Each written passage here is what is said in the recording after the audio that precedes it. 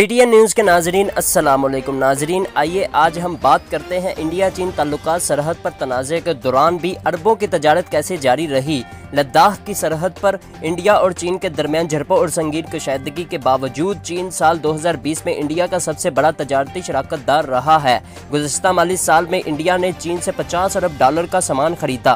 گزشتہ سال انڈیا نے چین سے $58.7 ارب مالیت کا سامان درآمد کیا، جو امریکہ اور متحدہ عرب امارات سے درآمد کیے گئے سامان سے زیادہ تھا، جبکہ انڈیا نے چین کو $19 ارب کا سامان برآمد کیا۔ وادی گلوان میں ہونے والے تصادم میں 20 انڈین فوجیوں کی ہلاکت کے بعد دونوں ممالک کے درمیان کشیدہ ماحول تھا۔ چین نے چند روز ہی قبل اعتراف کیا ہے کہ اس کے 4 فوجی بھی مارے گئے ہیں، تاہم انڈیا کا دعویٰ ہے کہ اس جرم میں چینیوں کی ہلاکتیں زیادہ ہوئی ہیں۔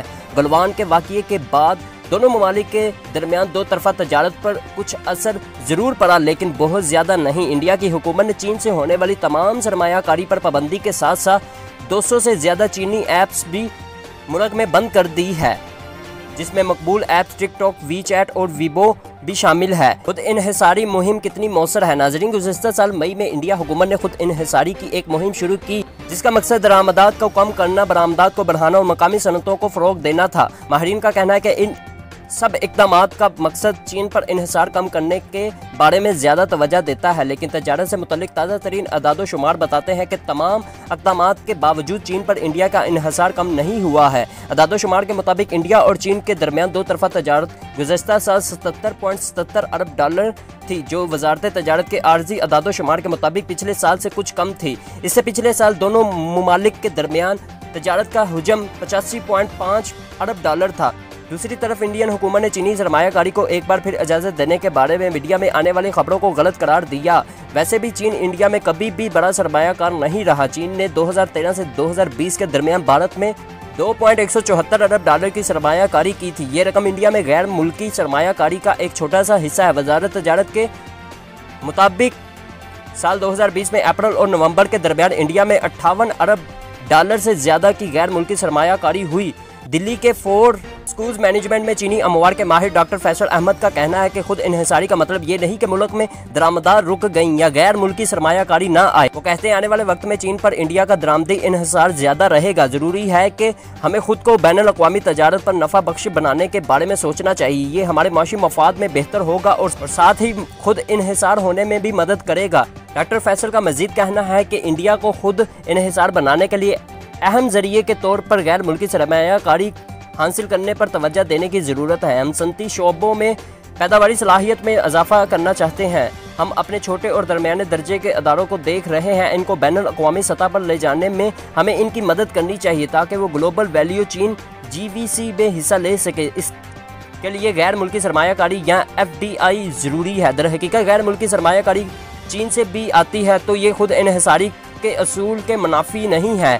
اس کی وجہ یہ ہے کہ انڈیا چین کو اپنی برآمدات میں بھی 11% کا اضافہ کرنے کے قابل اور مختلف شعبوں میں غیر ملکی سرمایہ کاری میں اضافے سے انڈیا کی برآمداتی مسابقت کو بھی فروغ ملے گا۔ اس وقت انڈیا چین میں تیار ہونے والی بھاری مشینری، ٹیلی مصنوعات کے ساز و سامان اور گھریلو آلات پر زیادہ انحصار کرتا ہے اور وہ چین سے درآمداتی سامان کا ایک بڑا حصہ بنتا ہے۔ اس کے نتیجے میں چین کے ساتھ سن 2020 میں دو طرفہ تجارتی فرق تقریباً $40 ارب تھا۔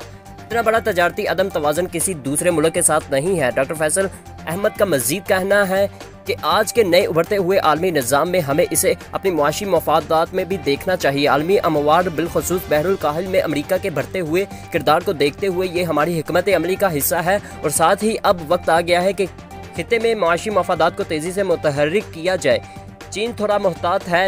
چین میں Sichuan university school of international studies کے associate dean professor Huang Yunsong India اور چین کے درمیان دو طرفہ تجارت اور انڈیا میں چینی سرمایہ کاری کو فروغ دینے کے حق میں ہیں، لیکن وہ احتیاط کا مشورہ بھی دیتے ہیں۔ ان کا کہنا ہے کہ دو طرفہ تعلقات کو دوبارہ شروع کرنے کی ایک اچھی علامت کے طور پر دیکھتے ہیں، لیکن کافی احتیاط کے ساتھ۔ مستقبل میں انہوں نے چینی سرمایہ کاری کے بارے میں کہا ہے، چینی سرمایہ کاروں نے یہ مشکل سبق سیکھا ہے کہ سیاست کس طرح معیشت کو ہلا سکتی ہے اور اس وجہ سے چینی سرمایہ کاروں میں اس وقت زیادہ خطرہ مول لینے اور محتاط رہنے کا رجحان ہے۔ چینی سرمایہ کاروں میں اس وقت انڈیا مارکیٹ کا ایک بار پھر جائزہ لیا جا رہا ہے۔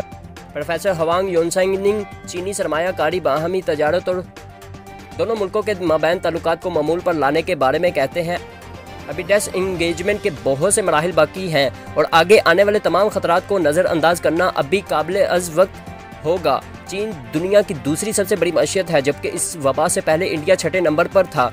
2 साल पहले इंडिया और चीन के दरमियान बाहमी तजारत 90 अरब से ज़्यादा तक जा पहुंची थी, लेकिन इसमें 2019 में कमी देखी गई। फिलहाल इंडिया के वज़ीर आज़म नरेंद्र मोदी की हुकूमत का जोर चीन के साथ तजारती अदम तवाज़ुन को कम करना है, जिसके लिए मुल्क को खुद कफील बनाने की कोशिश की जा रही है। चीन से पीछा छुड़ाना नामुमकिन है। मुतअद्दिद माहिरीन का कहना है कि फ़िलहाल चीन से छुटकारा पाना नामुमकिन है और इंडिया का चीन पर इन्हिसार अगले कई बरस तक जारी रहेगा। लेकिन डॉक्टर फैसल अहमद कहते हैं कि इस मसले को किसी टाइम फ्रेम में नहीं देखा जाना चाहिए।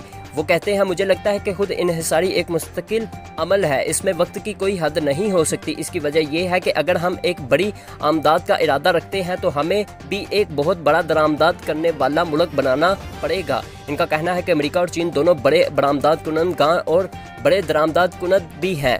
इसकी वजह यह है कि बरामदाती मुसाबकत का इन्हिसार लागत से फ़ायदा होता है और इसी वजह से हम बरामदात में इजाफे के लिए खाम माल दरामदात करते हैं और बहुत से शोबों में खाम माल और पार्ट्स पुर्जे दरामदात करते रहना पड़ेगा। इसलिए खुद इन्हिसारी को टाइम फ्रेम में नहीं रखा जा सकता। चीन इस वबा की तबाहकारियों से इंतहाई मजबूत तरीके से उभरा है और चीनी माशियत मुस्तहकम पिलर पर टिकी हुई है। इंडिया की मैशत भी आहिस्ता आहिस्ता कोरोना के असरा से बाहर आ रही है। माहिरीन की राय में दोनों हमसाया ममालिक के दरमियान ताउन से दोनों ही मुल्क फ़ायदा उठाएंगे। दोस्तों, हमारे चैनल को सब्सक्राइब कर दें ताकि हमारी आने वाली वीडियोस बर वक्त आप तक पहुंचती रहें।